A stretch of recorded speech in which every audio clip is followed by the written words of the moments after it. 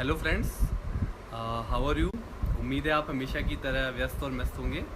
तो आइए हम बात कर, सबसे पहले मैं अपना इंट्रोडक्शन आपको देता हूँ। मैं निशान जैन हूँ। मैं आईएएस 2015 बैच ऑफिसर ट्रेनी हूँ और मैंने सीएसई 2014 में 13th रैंक प्राप्त की थी और हिंदी मीडियम टॉपर भी हूँ मैं। और मुझे मेंस में थर्ड हाईएस्ट मार्क्स प्राप्त हुए थे 851 और एसए में 160 मार्क्स मिले थे।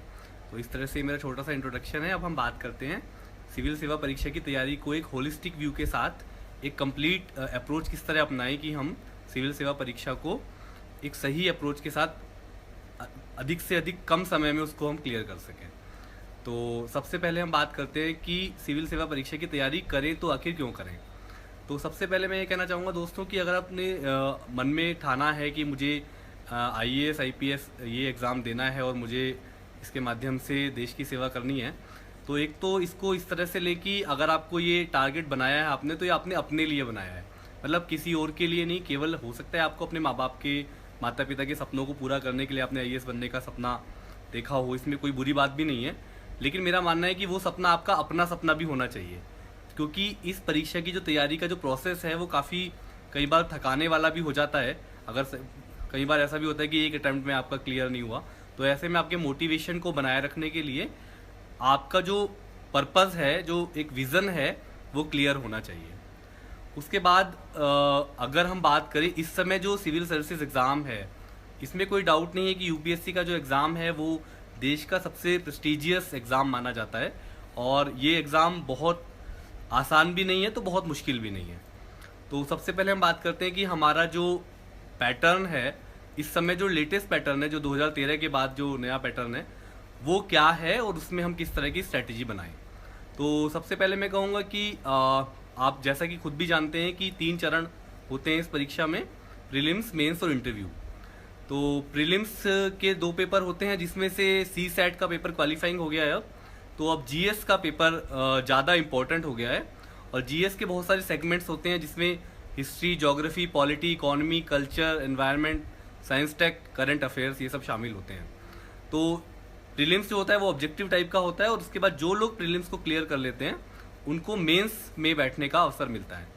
मेंस एग्ज़ाम जो होता है वो सब्जेक्टिव टाइप का होता है, जिसमें कुल मिलाकर 9 पेपर होते हैं जो लगभग 4-5 दिनों में कंडक्ट कराए जाते हैं।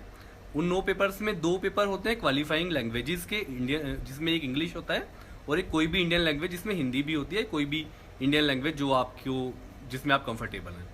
ये 2 क्वालिफाइंग पेपर होते हैं। इसके अलावा 7 पेपर ऐसे होते हैं जिनके मार्क्स जोड़े जाते हैं, जिसमें से एसए, जीएस के 4 पेपर 1, 2, 3, 4 और ऑप्शनल सब्जेक्ट के 2 पेपर। ऑप्शनल सब्जेक्ट के 2 पेपर होते हैं। इस तरह से कुल मिलाकर 7 पेपर होते हैं जो टोटल 1750 मार्क्स के होते हैं। और उसके बाद जो लोग मेंस एग्जाम क्लियर कर लेते हैं उनके लिए इंटरव्यू होता है। इंटरव्यू 275 मार्क्स का होता है। इस तरह से कुल मिलाकर 2025 मार्क्स का पूरी ये परीक्षा की योजना है, जिसके बाद टोटल फाइनल मेरिट निकलती है, जिसमें नाम देखने का सपना हम सब तैयारी के दौरान देखते हैं। तो सबसे पहले, जैसा कि एक बहुत ही आम सा सवाल होता है कि भाई कैसे तैयारी की शुरुआत करें, तो मैं इस पर थोड़ी सी बात करूंगा बहुत संक्षेप में कि जब हम सोचते हैं कि कैसे सिविल सेवा परीक्षा की तैयारी की जाए तो उसकी शुरुआत किस तरह की जाए। मैं कहूँगा कि सबसे पहले जब आप ये निर्णय ले रहे हैं कि मुझे सिविल सेवा परीक्षा की तैयारी करनी है, तो उसके लिए आप सबसे पहले एनसीईआरटी की जो 9वीं से 12वीं तक की किताबें हैं, उनको स्पेशली आप पर्टिकुलरली फोकस करें उन पर, जो सोशल साइंसेस की हैं, जिनमें हिस्ट्री, ज्योग्राफी, पॉलिटी और सिविक्स की किताबें जो हैं, और इसके अलावा साइंस की जो 10th तक की किताबें, उन पर फोकस करें।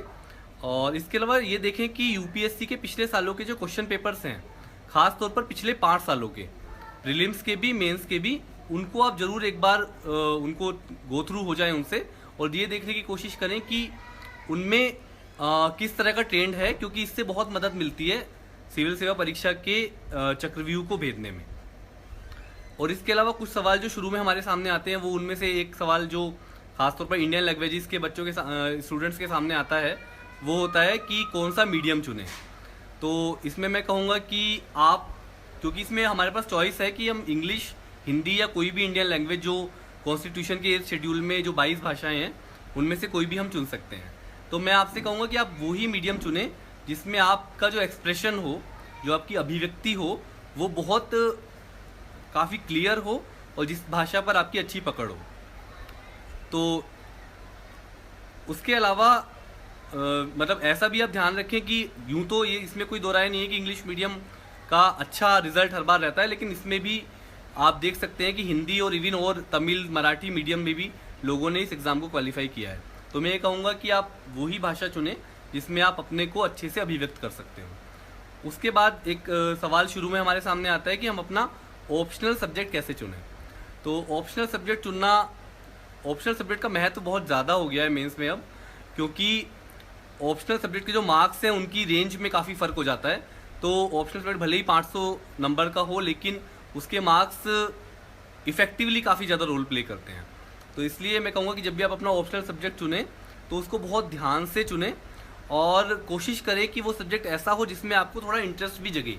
फॉर एग्जाम्पल, आपने बीटेक किया और आपने ऑप्शनल सब्जेक्ट चुनने का जब नंबर आया तो आपने पबएड या ज्योग्राफी या सोशियोलॉजी या फिलॉसफी जो भी आपने चुना या लिटरेचर लिया, तो कोशिश करें कि उस सब्जेक्ट में आपको थोड़ा इंटरेस्ट भी आता हो, क्योंकि यूपीएससी का जो सिलेबस होता है मेंस का वो काफ़ी एग्जॉस्टिव होता है, काफ़ी डिटेल्ड और काफ़ी कम्प्रीहेंसिव होता है।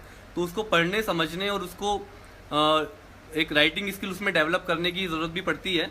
तो उसके लिए उस सब्जेक्ट में आपका एक इंटरेस्ट भी डेवलप होना चाहिए। साथ में ये भी देखें कि थोड़ा सा वो स्कोर, वो सब्जेक्ट क्या कम, सिलेबस कितना बड़ा है उसका और उसका स्कोर कितना देता है वो। तो इन सब फैक्टर्स को ध्यान में रखते हुए अपना ऑप्शनल आप चुनें। अब मैं कुछ ऐसी बातें करूंगा जो उन खास तौर पर उन एस्पिरेंट्स के लिए ज़्यादा उपयोगी होंगी जो अगले 1 साल बाद या 2 साल बाद एग्ज़ाम देने के बारे में सोच रहे हैं या फिर अभी ग्रेजुएशन ही कर रहे हैं। तो ऐसे विद्यार्थियों के लिए मैं कुछ बात कहूँगा जो खास तौर पर हमारी पर्सनैलिटी के कुछ ऐसे एस्पेक्ट्स हैं।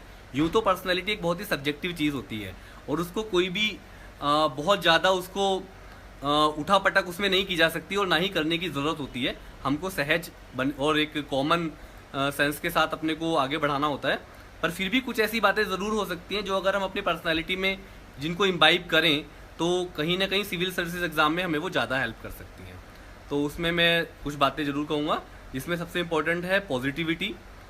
एक सेंस ऑफ पॉजिटिव थिंकिंग एक हमारे अंदर लगातार होनी चाहिए, क्योंकि परीक्षा लगभग 1 साल चलती है।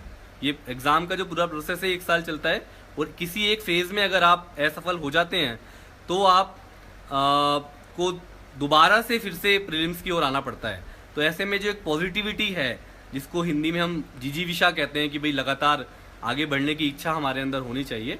और मैं तो कहता हूँ कि आईएएस का एग्ज़ाम भी एक माध्यम है सर्विस करने का, और भी बहुत सारे माध्यम हो सकते हैं। तो ऐसा नहीं है, लेकिन आप अपनी एक विश्वास बनाए रखें खुद पर भी और एग्ज़ाम की कंडक्ट कराने वाली बॉडी पर भी, और आप उसके बाद एक थोड़ी सी आस्था के साथ और एक आत्मविश्वास के साथ आगे बढ़ें। और एक और चीज़ जो बहुत इंपॉर्टेंट है, मैं आजकल देखता हूँ खासतौर पे परसिस्टेंस की कमी।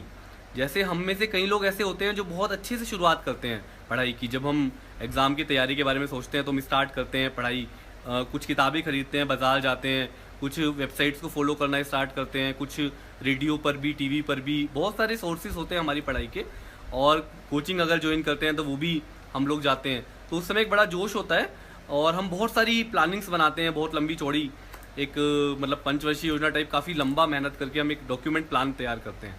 पर मैं ये कहना चाहूँगा कि बहुत प्लानिंग करना अच्छी बात है, लेकिन प्लानिंग को एग्जीक्यूट करना बहुत ज़्यादा ज़रूरी है। और जो टेम्पो स्टार्टिंग में हमने लेकर चले थे जिस एक जज्बे के साथ एग्ज़ाम की तैयारी करने के लिए, उसको आगे भी लगातार बनाए रखना बहुत ज़रूरी है। तो इसलिए मैं कहूँगा कि परसिस्टेंस होना, केवल आईक्यू होना ही इस एग्ज़ाम के लिए पर्याप्त नहीं है। आईक्यू के साथ थोड़ा सा इमोशनल क्वोशेंट भी अच्छा होना चाहिए, यानी कि बात बात में घबराना नहीं और एक कॉन्फिडेंस के साथ आगे बढ़ना, और साथ में परसिस्टेंस क्वोशेंट आपका अच्छा होना चाहिए, यानी कि अगर जो शुरुआत हम कर रहे हैं उसको सस्टेन करना भी हमको आना चाहिए। इसके अलावा मैं एक और चीज़ कहूँगा कि सेल्फ इवैल्यूएशन एक बड़ी इंपॉर्टेंट चीज़ होती है जो हम खुद ही कर सकते हैं। अपना खुद का मूल्यांकन करने में हमारे पेरेंट्स, हमारे टीचर्स, हमारे सीनियर्स हमारी हेल्प कर सकते हैं, लेकिन खुद की कमज़ोरियाँ और खुद की मजबूतियाँ देखने में हम खुद अपनी सबसे ज़्यादा मदद कर सकते हैं। तो मैं ये कहूँगा कि एक बार ठंडे दिमाग से हम ये ज़रूर सोचें कि हम में कहाँ पर ऐसी कमी है या क्या हमारी प्रबल मजबूत पक्ष हैं। फॉर एग्ज़ाम्पल, अगर मुझे याद तो बहुत जल्दी हो जाता है लेकिन मैं अच्छे से लिख नहीं पाता हूँ, तो ये एक कमी है और मुझे इसको ओवरकम करना है। तो इसलिए मैं कहूँगा कि अपना सेल्फ इवेल्यूएशन करें और अपने जो कमज़ोरियाँ जो हमारी हैं उनसे ऊपर आकर अपने मजबूत पक्षों को और निखारने की कोशिश करें, और ये काम आपसे बेहतर और कोई नहीं कर सकता। दूसरी बात ये है जो आपके सभी चरणों में काम आती है एग्ज़ाम में, वो है ह्यूमिलिटी। क्योंकि मेंस में जिस तरह के आंसर्स हम लिखते हैं तो उसमें हमारी जो अप्रोच होती है वो काफ़ी बैलेंस्ड और कम्प्रीहेंसिव होनी चाहिए, जिससे कि क्योंकि अगर आप कोई भी सपोज़ कोई आप आइडिया या कोई फिलॉसफी है उसको एलिबरेट कर रहे हैं, एथिक्स का पेपर लिख रहे हैं या सपोज एस्से में लिख रहे हैं, तो उसमें एक अप्रोच ये ज़रूर होनी चाहिए कि जो मेरा सोचना है मैं दूसरे के विचारों का भी सम्मान करता हूँ, ऐसी एक अप्रोच उसमें झलकनी चाहिए। यानी एक ह्यूमिलिटी और विनम्रता के साथ हमें आगे बढ़ना चाहिए, ताकि हम दूसरों के जो और विचारक भी हुए हैं और फिलोसफर्स हुए हैं उनके व्यूज़ को भी समझ पाएँ और उनकी हेल्प से हम एक कम्प्रीहेंसिव व्यू डेवलप करें। इसके बाद में मुख्य बात पे आऊँगा जो मेन इम्पॉर्टेंट है, वो है कैसे तैयारी करें।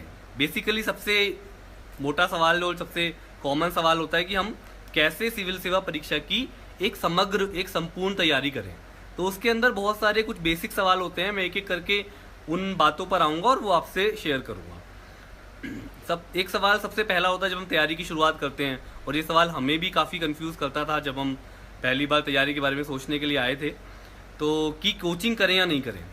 तो इस बारे में मैं ये कहूँगा कि पहली बात तो ये कि यूपीएससी की तैयारी के लिए, आईएएस बनने के लिए कोचिंग करना कोई अनिवार्य तो है नहीं, पहली बात। लेकिन अगर आपको लगता है कि आपका जो टेम्पो है वो बिना कोचिंग के नहीं बन पाता है, या फिर आपको एक ग्रुप की ज़रूरत है, या फिर आपको एक टीचर या एक मेंटर चाहिए ही चाहिए, तो आप कोचिंग ज्वाइन कर सकते हैं। लेकिन don't depend too much on coaching. Coaching के साथ साथ अपना विवेक भी इस्तेमाल करें और अपने तैयारी के सोर्सेज को लिमिट ना करें। फॉर एग्जांपल, आप जो गवर्नमेंट ऑफ इंडिया के जो चैनल्स हैं या जो वेबसाइट्स हैं, जो पब्लिकेशंस हैं, for example India air book है या इकोनॉमिक सर्वे है, योजना है, कुरुक्षेत्र है, तो इन सब को भी आप फॉलो करते रहें, ताकि आपकी तैयारी जो है वो एक सीमित होकर ना रह जाए एक ही कोचिंग तक या फिर एक ही टीचर तक, मेरा ये मानना है। और इसके अलावा टेस्ट सीरीज़ को लेकर भी हम कई बार जानना चाहते हैं कि टेस्ट सीरीज़ करना चाहिए या नहीं। मेरा मोटे तौर पर ये मानना है कि टेस्ट सीरीज़ करना यूज़फुल रहता है, बशर्ते कि आप एक साथ 5-6 कोचिंग्स की टेस्ट सीरीज़ ज्वाइन ना करें। मतलब मेरे ख्याल से एक टेस्ट सीरीज़ कोई भी अच्छी जो आपको लगे वो आपको ज्वाइन कर सकते हैं। वो प्री में भी और मेंस में भी दोनों में हेल्प करती है। इवन इंटरव्यू में भी मॉक इंटरव्यू देना अच्छा रहता है, क्योंकि उसमें कई बार आपको ऐसी कमियां पता चलती हैं जो हमें खुद कभी अपने बारे में नहीं पता होती। और दूसरी बात फिर मैं आपसे करूँगा कि कुछ लोग पूछते हैं भाई कि आईएएस बनने के लिए आपने तो बहुत 18 घंटे पढ़ाई की होगी लगातार और इसने ये किया, तो मैं आपसे कहना चाहूँगा ऐसा कुछ भी नहीं है। आप कभी भी घंटे गिनकर ना पढ़ें, आप कभी भी ये देखकर ना पढ़ें कि मुझे आज इतने घंटे पढ़ना है, आप ये देखकर पढ़ें कि मुझे आज ये टॉपिक, ये सब्जेक्ट कवर करना है। तो क्योंकि घंटे गिनने से घबराहट और एक अजीब सी स्थिति पैदा हो जाती है, और आप अपने साथ में आप हैप्पीनेस का और अपने एक हेल्थ का भी ध्यान नहीं रख पाते कई बार। तो ऐसा कुछ नहीं है, कोई एक ऐसी अबूझ चीज़ नहीं है ये एग्ज़ाम। आप मेरे ख्याल से, मैं अपना बताऊं अगर, तो मैं 7-8 घंटे ही पढ़ता था, इससे ज़्यादा मेरे पास समय भी नहीं होता था। तो आप प्लीज़ घंटे गिनकर ना पढ़ें। कई लोगों का ये सवाल भी होता है कि हम जॉब के साथ, हम जॉब करते हैं, प्राइवेट जॉब करते हैं, गवर्नमेंट जॉब करते हैं, तो उसके साथ हम कैसे तैयारी करें। तो मैं भी इस जॉब से पहले एक मतलब लोकसभा सेक्रेटरीट में एक जॉब करता था असिस्टेंट की, करीब 2 साल मैंने वहाँ काम किया।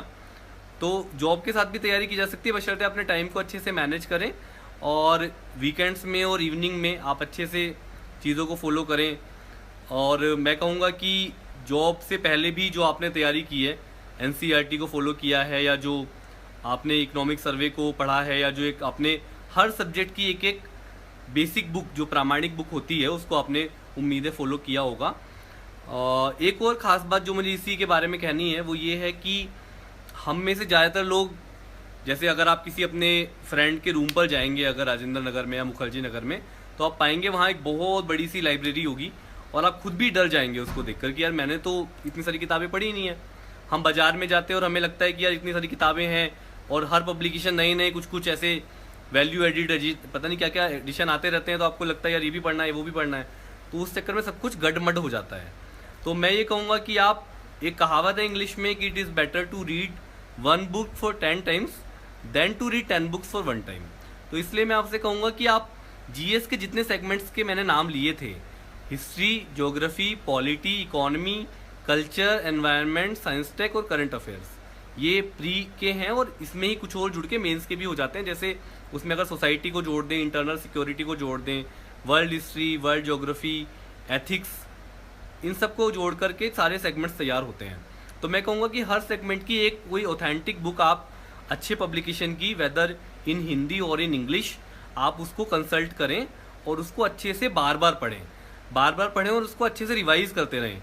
कई बार हमारे साथ ये भी होता है कि हम पढ़ते तो बहुत ज़्यादा हैं, लेकिन रिवाइज करने के नाम पे उसको हम पीछे रह जाते हैं, तो ये इसकी फिर कीमत बाद में हमें चुकानी पड़ती है।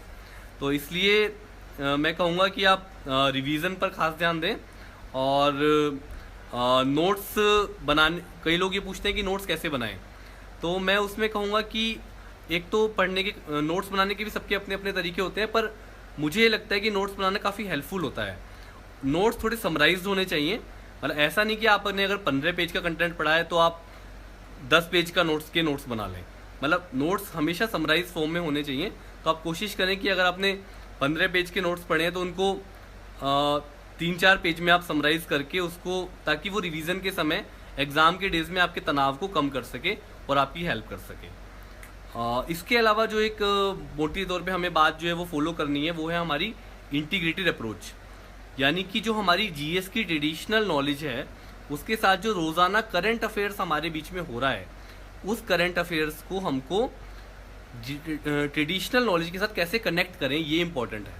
फॉर एग्जांपल, आप न्यूज़पेपर पढ़ते हैं, मैगजीन पढ़ते हैं, कोई एक मंथली मैगजीन आप फॉलो करते हैं, साथ में आप योजना भी पढ़ते हैं, तो आप देखते हैं कि रेगुलर नए लगातार डेवलपमेंट्स होते रहते हैं, चाहे वो आईआर में हो, चाहे वो पॉलिटी में हो, चाहे वो इकोनॉमी में हो। तो उन जो चेंजेस या जो डेवलपमेंट्स हो रहे हैं उनका बैकग्राउंड क्या है और वो जीएस की ट्रेडिशनल नॉलेज से कहाँ तक कनेक्ट आप कर पाते हैं, उसका बहुत बड़ा असर आपकी मेंस की आंसर शीट पर पड़ता है। अगर आपके आंसर्स में वो कनेक्शन दिखता है तो ऑब्वियसली आपको अच्छे अंक मिलते हैं। इसके अलावा एक और बड़ा एस्पेक्ट है इस एग्ज़ाम का, वो है राइटिंग स्किल, जो हम कई बार बहुत इग्नोर कर देते हैं क्योंकि हम पढ़ते बहुत ज़्यादा हैं और लिखने से हम अक्सर थोड़ा कतराने लगते हैं। तो मैं कहूँगा कि राइटिंग स्किल को डेवलप करना इस एग्ज़ाम में सफल होने का एक बहुत बड़ा मंत्र है, अच्छा राइटिंग स्किल डेवलप करना। उसके लिए मैं आपको एक मंत्र बताता हूँ, बहुत सिंपल सी बात है। अगर आप हर हफ्ते 1 या 2 एस्से लिखने की प्रैक्टिस करें और साथ में एथिक्स की 2-3 केस स्टडी लिखने का अभ्यास करें, तो निश्चित रूप से आपको हेल्प मिलेगी राइटिंग स्किल डेवलप करने में। और जो एस्से लिखते लिखते आपका राइटिंग स्किल डेवलप होगा वो आपको हर पेपर में काम आएगा। तो इसीलिए मैं कहता हूँ कि आप एक ये आदत बना लें, एक ये प्रेस्क्रिप्शन की तरह आप इसको नोट कर लें कि मैं हर हफ्ते 1 या 2 एस्से लिखूंगा और 3-4 केस स्टडी लिखने की प्रैक्टिस करूंगा। इसके अलावा जीएस के आंसर्स तो आप लिखेंगे ही, अगर टेस्ट सीरीज ज्वाइन करते हैं तब भी और नहीं ज्वाइन करते हैं तो भी आप जीएस के आंसर्स भी लगातार लिखते रहें। इसमें एक सवाल ये भी उठता है कि भाई एस्से को कैसे, एक अच्छा एस्से कैसे लिखा जाए। तो सबसे पहले मैं कहूँगा कि आप, चूंकि 2 एस्से आपको लिखने होते हैं एक पेपर में 3 घंटे में, तो सबसे पहले आप जो 2 खंड होते हैं, उसके 2 पार्ट्स होते हैं, उसमें से जो एस्से का जो टॉपिक सबसे फेमिलियर लगे आपको, उस टॉपिक को आप चुनिए सबसे पहले। वो टॉपिक हो सकता है कि आपके ऑप्शनल से जुड़ा हुआ भी हो सकता है और नहीं भी हो सकता है, लेकिन प्लीज़ आप वही टॉपिक चुनें जिसमें आप खुद को एक थोड़ा सा कंफर्टेबल फील करते हो और आपको लगता हो कि उसमें आपकी नॉलेज जो है, डोमेन नॉलेज जो है, वो थोड़ी औरों से ज़्यादा है और आप उसमें थोड़ा सा ज़्यादा फेमिलियर फील करते हैं। अगर आपने अच्छा टॉपिक चुना है तो वो आपका एक आधी जीत की तरह, well begun is half done. और फिर उसके बाद आप क्या करें कि कॉपी के पीछे एक रूपरेखा यानी एक आउटलाइन बना लें। 5-10 मिनट 15 मिनट आप उसमें डिवोट कर सकते हैं 3 घंटे में से, कि कैसे मैं कैसे इसको टॉपिक को डेवलप करूँगा, क्या क्या उसके फोर होगा, क्या क्या अगेंस्ट होगा, कैसे कैसे एस्पेक्ट्स होंगे, फिर क्या क्या मैं कोट भी कर सकता हूँ इसमें। कोई अगर मेरे को बहुत अच्छा कोई उदाहरण याद आ रहा है या कोई अच्छा कोट या कथन या कोई पोएटिक लाइन ही याद आ रही है तो मैं उसको कैसे कोट करूँगा, एक रूपरेखा बना लें। उसके बाद, क्योंकि ऐसे का मतलब ही है कि जो थॉट्स हैं आपके, उनका जो फ्लो है वो सिस्टमैटिक होना चाहिए। ऐसा नहीं लगना चाहिए कि हमने एक थॉट कहीं से लिखा फिर एकदम से दूसरा एकदम लिख दिया।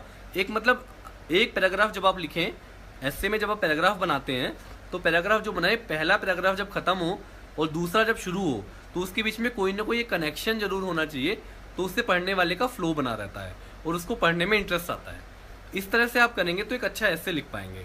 और इसी तरह जीएस में भी आप तो छोटे छोटे आंसर्स लिखने होते हैं, 200 शब्दों में उत्तर लिखना होता है, इस तरह से करना होता है। तो उसकी प्रैक्टिस के लिए अभी से आप ऐसा कर सकते हैं कि छोटा सा एक इंट्रो देकर फिर उस पॉइंट वाइज सारे कवर करते हुए कि क्या क्या क्वेश्चन में पूछा गया है, उसके बाद एक छोटा सा कंक्लूजन दे दें। और जीएस में ये जरूरी नहीं है कि आप पॉइंट्स में ही लिखें, आप पैराग्राफ में भी आंसर लिख सकते हैं, वो भी अच्छा प्रभाव डालता है। इसके अलावा एक जनरल अपील मैं आप सबसे करूंगा, अगर आप सच में अच्छे अंक लाना चाहते हैं और अच्छे सिविल सर्वेंट भी बनना चाहते हैं, कि आप एक reading habit apart from text books एक रीडिंग हैबिट जरूर डेवलप करें। अच्छी जो भी टेक्स्ट बुक्स के अलावा जो भी अच्छी किताबें अगर आपको लगती हैं वो आप पढ़ सकते हैं। और अगर आप चाहेंगे तो मैं कुछ किताबों के नाम भी आपसे शेयर कर रहा हूँ, जैसे कि आप में से कई लोग पूछ भी रहे हैं।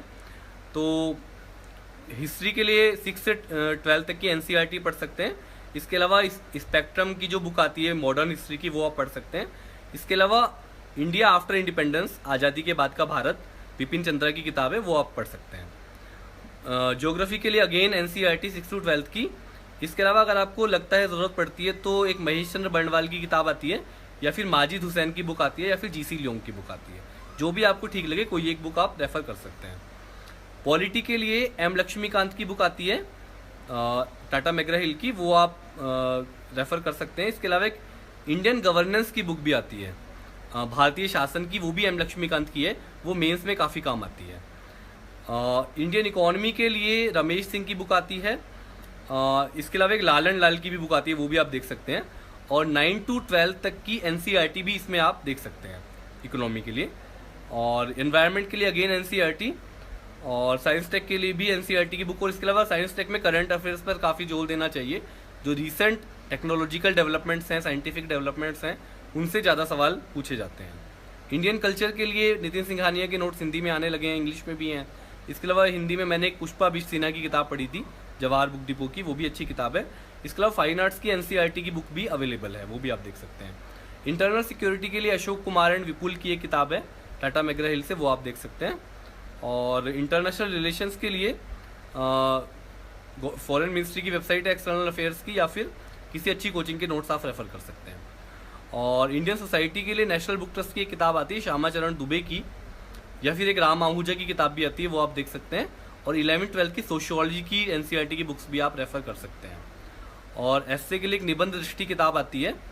और रही बात करंट अफेयर्स की, तो मैं कहूँगा कि न्यूज़पेपर्स आप फॉलो करते हैं, द हिंदू मुझे सबसे अच्छा लगता है इसमें, और हिंदी वाले दैनिक जागरण का राष्ट्रीय संस्करण पढ़ सकते हैं। इसके अलावा बिजनेस स्टैंडर्ड और मैगजीन्स में मैं कहूँगा कि योजना, कुरुक्षेत्र और फ्रंटलाइन मौका मिले, एक हिंदी में दृष्टि करंट अफेयर्स टुडे भी मैगजीन आती है, वो भी काफ़ी अच्छी है, वो आप पढ़ सकते हैं। और एक इंडिया एयरबुक साल में एक बार आती है, उसको आप फॉलो कर सकते हैं। इसके अलावा कुछ वेबसाइट्स भी हैं जिसमें अनअकैडमी के अलावा गवर्नमेंट ऑफ इंडिया की कई वेबसाइट्स हैं, for example india.gov.in, newsonair.com, pib.nic.in, Mrunal, insights on India, my government, PRS, इस तरह की वेबसाइट्स को आप GS हिंदी इनको फॉलो कर सकते हैं। और अभी मैंने भी इन सब चीज़ों को जो मैं आपसे बात कर रहा हूँ, इस पूरी रणनीति को लेकर जो मैंने अभी मेरी किताब भी बाज़ार में आई है प्रभात प्रकाशन से, जिसका नाम है मुझे बनना है UPSC टॉपर। तो इस किताब में पूरी स्ट्रैटेजी शेयर की गई है। इसको आप अमेज़न पर अवेलेबल है, और फॉर्चुनेटली इसकी 5000 कॉपीज़ अभी तक बिक चुकी हैं। आप इसको पढ़ सकते हैं और मंगा सकते हैं। उम्मीद है कि आपको इससे एक नई इंसाइट मिलेगी और तैयारी के सारे एस्पेक्ट्स डिटेल में क्लियर हो पाएंगे। तो इसके साथ में एक बात और कहूँगा आपसे, जो एग्ज़ाम हॉल में जो समस्याएं आती हैं, कई बार क्या होता है हम तैयारी बहुत अच्छी करते हैं, लेकिन जब एग्ज़ाम में परफॉर्म करने का नंबर आता है तो हम काफ़ी स्ट्रेस में आ जाते हैं, काफ़ी तनाव में आ जाते हैं। मैंने जब पहली बार प्रीलिम्स दिया था तो मैं काफ़ी तनाव में था, और वो भी एक कारण था जिस वजह से मेरा पहले टर्म में प्रीलिम्स क्लियर नहीं हो पाया था। जबकि दूसरे टर्म में मेरे लगातार सारे फेजेस क्लियर होते गए, क्योंकि उस साल में काफ़ी रिलैक्स होकर मैंने एग्ज़ाम दिए थे। तो मैं कहूँगा जब तैयारी करें तब तो खूब मेहनत करें, खूब प्रेशर भी लें, मैं मना नहीं कर रहा, लेकिन जब एग्ज़ाम का नंबर आए तो थोड़ा सा तनाव अपना कम कर लें। उसके लिए अपनी रूटीन को अच्छा बना के रखें। जो आपने पूरे साल रिवीजन की एक वो बनाई थी, कैसे रिवीजन करूँगा मैं, तो उसका आप इस्तेमाल करें, जो आपने नोट्स बनाए थे या जो आपने अंडरलाइन की हुई थी चीज़ें, उनको आप पढ़ें उस समय। और कोई परफेक्शन के चक्कर में ना पड़े एग्ज़ाम में। परफेक्शन नाम की कोई चीज़ इस दुनिया में नहीं होती है। आप परफेक्शन से मुक्त रहें और अपने हिसाब से बेस्ट आप लिखने की कोशिश करें with in the word limit. Word limit को क्रॉस करने की कोशिश बिल्कुल ना करें और अपनी कॉमन सेंस बनाए रखें, अपनी हॉबीज़ को डेवलप करते रहें। और ऐसा ना हो कि जब इंटरव्यू हो तो हम सोचना पड़ता है कौन सी हॉबी है हमारी। ऑफकोर्स हम में से सबकी कोई ना कोई हॉबी होती ही है, तो अपनी उस हॉबी को, चाहे वो इवनिंग वॉक हो, मॉर्निंग वॉक हो, वॉचिंग मूवीज़ हो, लिसनिंग टू म्यूज़िक हो, कोई भी हॉबी, खेलना, जो भी आपको अच्छा लगता है वो आप करें। लेकिन हर चीज़, ऑफकोर्स पढ़ाई प्राइमरी है और हॉबीज़ सेकेंडरी है। तो उसके बाद आप उस तरह से अपने एक पर्सनैलिटी को लेकर चलें और खुश रहें, मस्त रहें, व्यस्त रहें और अच्छे से तैयारी करें। और उम्मीद है कि ये जो हमने अभी चर्चा की, इसमें आपको इससे काफ़ी मदद मिली होगी और आप भी ऐसे ही जैसे मैं आपसे बात कर रहा हूँ, आप भी स्टूडेंट्स के लिए वो लेसन्स बना सकते हैं एजुकेटर के रूप में अनअकैडमी पे। Thank you so much. Thank you.